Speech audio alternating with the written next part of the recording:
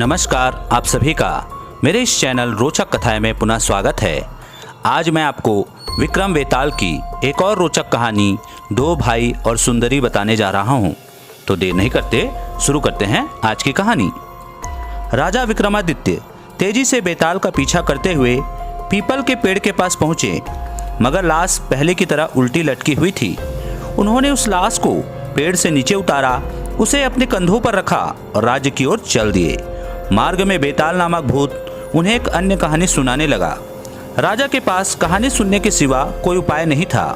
वे जानते थे कि हमेशा की तरह बेताल उन्हें प्रश्न का उत्तर देने को कहेगा और फिर वापस चला जाएगा, लेकिन राजा कर भी क्या सकते थे।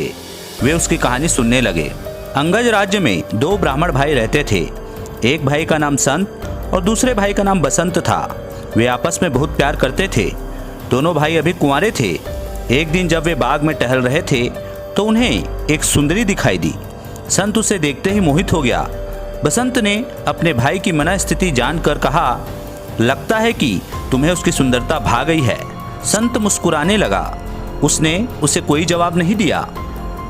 अगले दिन संत पुनः उसी समय बाग में जाने के लिए तैयार हो गया। बसंत ने उससे पूछा, कहाँ जा रहे हो? संत ने झूठ बोल दिया कि उसे कोई जरूरी काम है, इसलिए आने में थोड़ी देर हो जाएगी।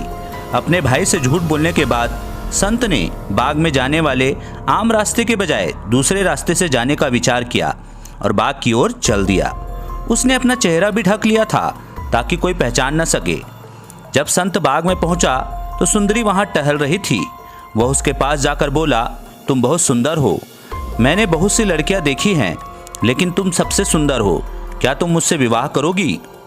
सुंदरी बोली, क्या तुम सचमुच मुझसे विवाह करना चाहते हो?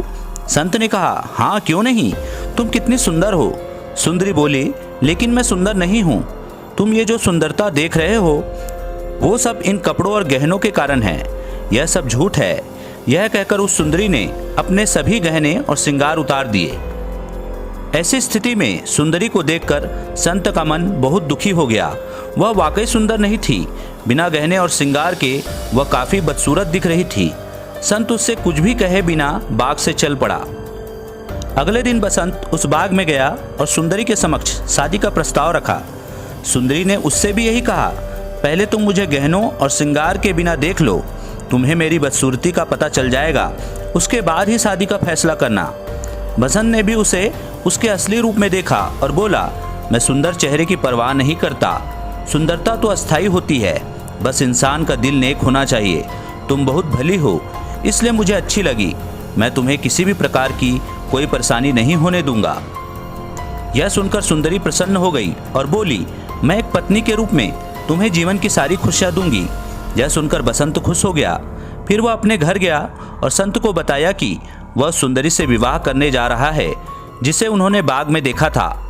संत बोला, वह तो बहुत बदसूरत है, तुम उससे विवाह क्यों करना चाहते हो? विवाह के लिए तो बहुत सी कन्याएं मिल जाएंगी। उसने बसंत को बहुत समझाना चाहा, लेकिन उसने एक नहीं सुनी। फिर शीघ्र ही बसंत ने उससे शादी कर ली। सुंदरी सचमुच बहुत सुंदर दिख रही थी। संत ने उससे पूछा, उस दिन तो तुम बदसूरत लग रही थी, आज इतनी सुंदर क्यों दिख रही हो? सुंदरी हंसकर बोली, उस दिन मैं जानबूझकर मुंह पर रंग लगाकर गई थी और तुम्हारी परीक्षा ले रही थी। मैं देखना चाहती थी कि किसे मेरे गुणों से प्यार है और कौन मेरे रूप पर मोहित है। यह सुनकर बसंत को बहुत अच्छा लगा। उसने कहा, आज तुमने साबित कर दिया कि तुम सुंदर होने के साथ साथ अक्लमंद भी हो। मैं तो तुम्हें पाकर धन्य हो गया। यह सुनकर संत को बहुत गुस्सा आया। जब बसंत घर पर नहीं था तो वह उसके घर गया और लाठी द्वारा अपनी भाभी पर हमला कर दिया। उसी समय बसंत वहां आ गया। दोनों भाइयों में लड़ाइयाँ होने लगी और संत मारा गया। यह खबर जंगल की आग की तरह फैल गई कि भाई ने भाई की जान ले ली। यह सुनकर सभी लोग दुखी हो गए। नगर के लोग संत और बसंत को अच्छे इंसानों के रूप में जानते थे। संत और बसंत के प्यार की मिसाल दी जाती थी। सभी कहते थे कि भाइयों के बीच संत और बसंत जैसा प्यार होना चाहिए। लोग बसंत की पत्नी को दोषी मान रहे थे, जिसके कारण भाइयों में खून खराबा हुआ। बसंत को राजा के सिपाही पकड़ ले गए। उसे दरबार में पेश किया गया। जब बसंत ने सारी कहानी राजा को सुनाई तो उसने अपना न्याय दिया। सभी दरबारियों ने राजा के न्याय की प्रशंसा की। उन्हें पूरा यकीन था कि महाराज कभी गलत निर्णय नहीं देंगे। सबने उनके न्याय को दिल से सराहा। यह कहानी सुनाकर बेताल ने कहा, ओ विक्रम, अब बता, उस राजा ने सारी बात सुनने के बाद बसंत के लिए क्या फैसला किया? अगर तूने नहीं बताया तो मैं तेरे सिर के टुकड़े टुकड़े कर दूंगा। राजा विक्रमादित्य ने जवाब दिया, बेताल, राजा ने बसंत को कोई सजा नहीं दी होगी। विचार करने पर उनकी समझ में आ गया होगा कि इसमें बसंत की कोई भूल नहीं थी, इसलिए उसे बाइज्जत बरी कर दिया गया होगा। राजा विक्रमादित्य की बात सुनकर बेताल संतुष्ट हो गया और बोला, तूने सही उत्तर दिया। तू सचमुच एक न्यायी और बुद्धिमान राजा है, लेकिन तू बोला इसलिए मैं वापस चला। फिर बेताल पीपल के पेड़ की ओर उड़ने लगा।